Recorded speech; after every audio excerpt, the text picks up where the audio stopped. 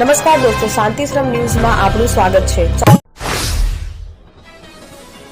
ચિત્રાસણી ગામે મોડી રાત્રિના સમયે તસ્કરોએ ઘરફોડ ચોરીને અંજામ આપ્યું। રાત્રિ દરમિયાન રહેણાંક મકાનમાંથી સોના ચાંદીના દાગીના સહિત રોકડ રકમની કરી ચોરી। અજાણ્યા ઇસમો થયા ફરાર। અંદાજિત 3 લાખથી વધુના મુદ્દામાલની ચોરી કરી તસ્કરો ફરાર થયા। મકાન માલિકે પાલનપુર તાલુકા પોલીસ મથકે અજાણ્યા ઇસમો સામે ફરિયાદ નોંધાવી। પાલનપુર તાલુકા પોલીસે ઘટના સ્થળે પહોંચી હાથ ધરી તપાસ। ચિત્રાસણી ગામમાં છેલ્લા 1 મહિનામાં 4 થી 5 મકાનોમાં ચોરી કરી પોલીસને આપી રહ્યા છે પડકાર। વારંવાર બનતી ચોરીની ઘટનાને લઈને ગ્રામજનોમાં ફફડાટ વ્યાપ્યો છે। ચિત્રાસણી ગામે રાત્રિ દરમિયાન પોલીસ પોઈન્ટ મૂકવામાં આવે તેવી ગ્રામજનોની માંગ ઉઠવા પામી છે। થરાદ, વાવ અને સુઈગામ તાલુકાના વરસાદ પ્રભાવી અસરગ્રસ્ત વિસ્તારોની મુલાકાતે ઈસુદાન ગઢવી। થરાદના ડોડગામ ગામની મુલાકાતે ઈસુદાન ગઢવી પહોંચ્યા છે। પંજાબમાં આપની સરકારે પંજાબના અસરગ્રસ્ત ખેડૂતોને કરેલી સહાય ચૂકવણી મુજબ ગુજરાત સરકાર સહાય ચૂકવે તેવી ઈસુદાન ગઢવીની માંગ છે। ગુજરાતી સરકાર ખેડૂતોની સરકારે નથી તેવું ઈસુદાન ગઢવીનો આક્ષેપ છે। બપોરે 3 વાગે સુઈગામમાં જનસભાને સંબોધશે આપના પ્રદેશ પ્રમુખ ઈસુદાન ગઢવી।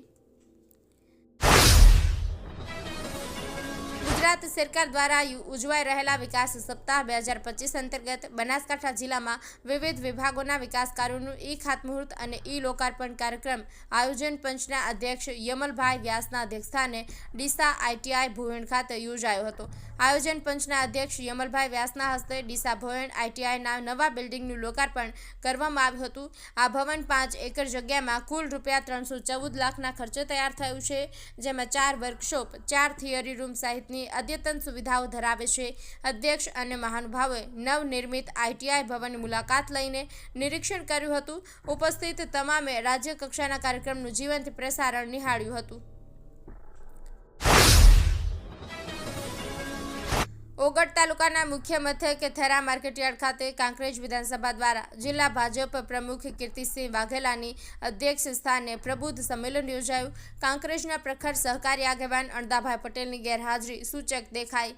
પ્રાપ્ત વિગતો અનુસાર ઓગળ તાલુકાના મુખ્ય મથક થરા માર્કેટયાર્ડ ખાતે ભારતીય જનતા પાર્ટી કાંકરેજ વિધાનસભા અંતર્ગત આયોજિત પ્રબુદ્ધ સંમેલન જિલ્લા ભાજપ પ્રમુખ કીર્તિસિંહ વાઘેલાની અધ્યક્ષ સ્થાને યોજાયું હતું, જેમાં પ્રદેશ ઉપાધ્યક્ષ નંદાજી ઠાકોર, બનાસ ડેરીના ચેરમેન ડાહિયાભાઈ પિલ્યાતર, થરા માર્કેટયાર્ડના ચેરમેન ઈશ્વરભાઈ ચૌધરી, મહામંત્રી અમરસિંહ સોલંકી તેમજ દિનેશભાઈ ઠક્કર, બુકોલી તેમજ ખટાણા ઈશ્વરભાઈ જેઠાભાઈ તેમજ કાંકરેજ તાલુકા ખરીદ વેચાણ સંઘના ચેરમેન અમૃતભાઈ દેસાઈ, થરા માર્કેટયાર્ડના વાઇસ ચેરમેન કિરીટભાઈ ઠક્કર, કલાભાઈ પટેલ, સામાજિક આગેવાન સહિત કાંકરેજ તાલુકાના અને ઓગળ તાલુકાના સહકારી મંડળીઓના ચેરમેન, માર્કેટયાર્ડના ડિરેક્ટર, પૂર્વ તાલુકા પંચાયત અને જિલ્લા પંચાયતના સદસ્યો, સરપંચો તેમજ કાંકરેજ તાલુકા ભાજપના હોદ્દેદારો, કાર્યકરો ઉપસ્થિત રહ્યા હતા, જેમાં સૌપ્રથમ દીપ પ્રાગટ્ય કરી કાર્યક્રમને ખુલ્લો મુકાયો હતો। Simco Sunlight Paints, Simco Sunlight Paints કવિન સાફ્ટર મશીનથી કલર બનાવનાર નવીન ઘરને સુશોભિત કરવા એકવાર અવશ્ય મુલાકાત લો। Simco Sunlight Paints, Simco Sunlight Paints. Isudan ગઢવીએ કરી પ્રેસ કોન્ફરન્સ। ઈસુદાન ગઢવીએ પ્રેસ કોન્ફરન્સ કરી ભાજપ ઉપર કર્યા પ્રહારો। છેલ્લા ઘણા સમયથી ભારતીય કડધા પાર્ટીએ શોષણ કરીને કડધા કર્યા છે, તેથી ખેડૂતો નારાજ છે।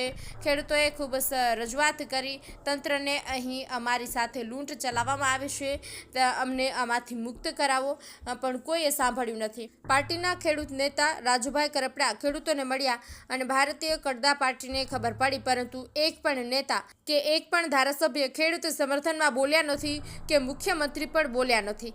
તમે ખેડૂતો પર લાઠીચાર્જ કરીને આમ આદમી પાર્ટી ઉપર આરોપ મૂકો છો। આમ આદમી પાર્ટીને બદનામ કરવાનું ષડયંત્ર ભારતીય કડધા પાર્ટીએ કર્યું છે। 7 કરોડ જનતાને હું મેસેજ આપવા માંગુ છું કે ભારતીય કડધા પાર્ટીએ અમારા નેતાઓને ખોટા કેસમાં ફસાવીને એ નેતા બોલી ન શકે, ખેડૂતોનો અવાજ ઉઠાવી ન શકે, તે માટે કોઈને કોઈ રીતે આમ આદમી પાર્ટીના નેતાઓને બદનામ કરવાનું ષડયંત્ર કર્યું છે।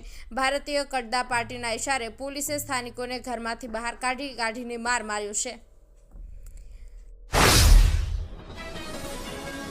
અમદાવાદના ચાંદખેડામાં રહેતા વ્યક્તિની હત્યા કરાયેલી લાશ મળી આવી હતી. ગઈકાલે થરાદ નજીકથી મુખ્ય કેનાલમાંથી મળી આવી આ લાશ. મૃતકની લાશને પીએમ અર્થે ખસેડી ત્યારે હત્યા થયાનો ખુલાસો થયો.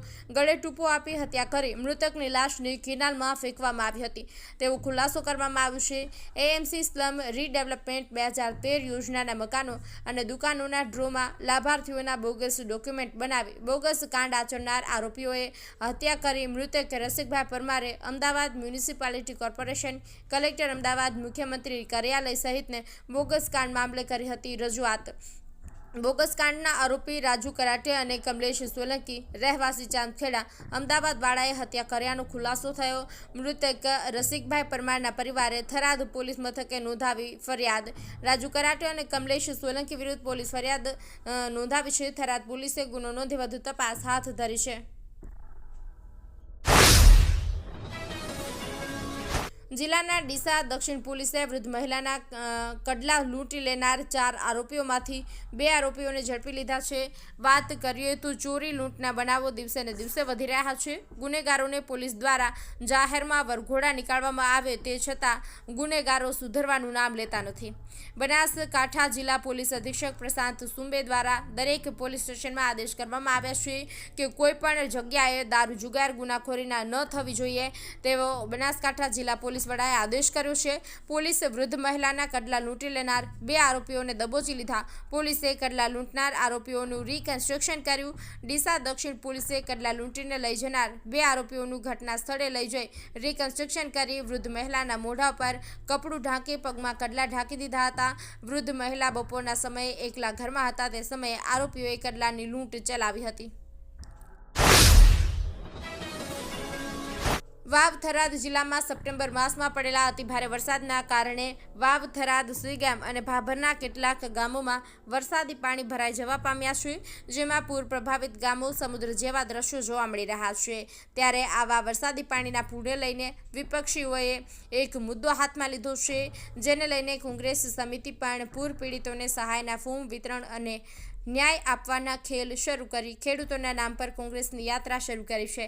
ત્યારે આજે પણ આમ આદમી પાર્ટીના પ્રદેશ પ્રમુખ ઈસુદાન ગઢવી થરાદના ડોડગામની મુલાકાત પહોંચ્યા હતા, જેમાં પ્રથમ નકળંગ ભગવાનના દર્શન કરી ગામના યુવાનો સાથે સંવાદ કરતા જણાવ્યું હતું કે ભાજપ સરકાર ખેડૂતોની સરકાર નથી રહી, સરકાર ચલાવતા જ આવડતું નથી. તમારા વિસ્તારના સાંસદ અને ધારાસભ્ય જો ખેડૂતોની વેદના ન સાંભળી શકતા હોય તો શું ઘાસ કાપવા છૂટ્યા છે તેવા કટાક્ષો પણ આક્ષેપો કર્યા હતા.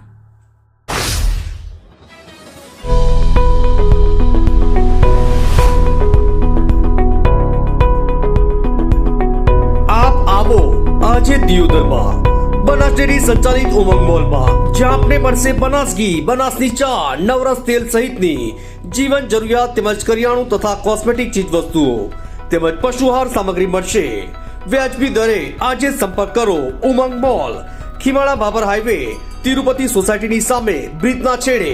આજે સંપર્ક કરો 94 276 45 123. બનાસકાંઠાના વડગામના છાપીથી નળાસર પાસે વસંત ફેબ્રિકેશન ફેક્ટરી પાસે દિવાલ ધસતા મજૂરો દટાયા. દિવાલ ચણતી વખતે દિવાલ ધસી જતા 4 શ્રમિકો દટાતા એક મહિલા શ્રમિકનું મોત. વસંત ફેબ્રિકેશન ફેક્ટરી પાસે દિવાલનું કામ કરી રહેલા શ્રમિકો દટાયા. ગંભીર ઇજાઓ થતા 3 શ્રમિકો દટાયા છે. ગંભીર ઇજાઓ થતા સિવિલ હોસ્પિટલ ખાતે ખસેડવામાં આવ્યા છે. આ ઘટનાની જાણ થતાં સ્થાનિક લોકોના ટોળા ઉમટી પડ્યા હતા. મજૂરી કરી રહેલા અને પોતાનું પરિવારનું ગુજરાન ચલાવતા શ્રમિક પરિવારમાં મહિલાનું મોત થતાં પરિવારમાં શોકનો માહોલ ફેલાયો છે. ફાયર વિભાગ અને છાપી પોલીસ ઘટના સ્થળે પહોંચી બચાવની કામગીરી હાથ ધરી.